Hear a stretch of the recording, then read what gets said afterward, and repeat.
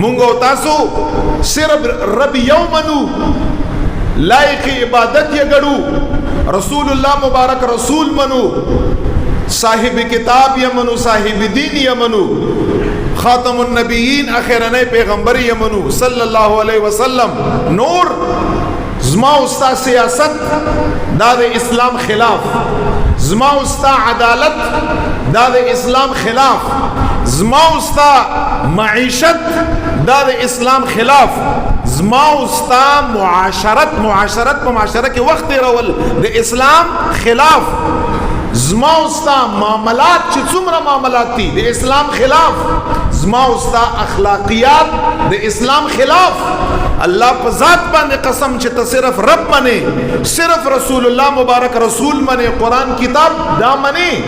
دا منې اقرار یې کوي، خو چې ستا سیاست د اسلام مطابق نه، ستا عدالت د اسلام مطابق نه، ستا معاشیت او معاشرت او اخلاقیات او معاملات د اسلام مطابق نه، دا انسان هیڅ کله د رب لا یزال صحیح بنده نشي جوړېدی.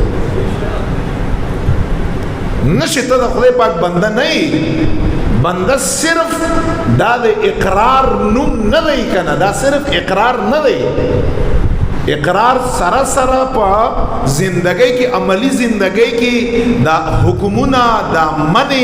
حکمونه راوستل دي، دا منع شیان منع کول دي په عملی زندگی کی. سیاست د زما استا خشه دی، سیاست معنا تاسو له سیاست معنا نارزي، سیاست معنا دا اصلاح البلد، د کلی وطن اصلاح کړل، اصلاح دا سیاست دی چې انبیاء وکړل دي. دا بستا نن سبا سیاست د زما استاد د دین مطابق دی، عدالت زما استاد د دین مطابق دی، معاشیت دا کوم طریقې د زما او د استاد دا د دین مطابق دی، زما استاد معاشرت په معاشره کې وخت تیرول دا د دین مطابق دی، اخلاقیات مو وګوره څومره غورځېدلي خلک یو، معاملات مو وګوره، معاملات اعتماد بالکل ختم دی. چې سیاست او عدالت او معاشیت او اخلاقیات او معاملات او معاشرت او دا ټول خبره ده د رب د خدای د رسول الله د رسالت سره سره د اسلام مطابق شوی نه، چې ته څومره په خپل باندې وای چې زه د رب بنده یم، ته د رب بنده نه، بندگی دي ته نه ویل کیږي، بندگی نوم دی د دغه ټولو شیانو، ځکه خیسته شیم دی،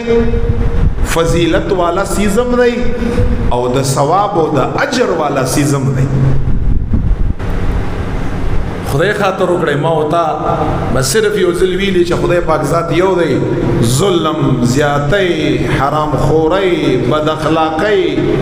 څومره شي نه د زمونږ او د ستاسو د معاشرت دي تباہ او برباد دي، د سیاست دي تباہ او برباد دي،